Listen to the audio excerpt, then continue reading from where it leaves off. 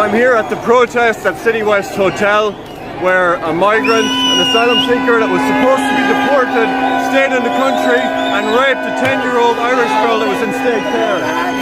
As you can see, things are massively kicking off here. There's probably well over 1,000 protesters.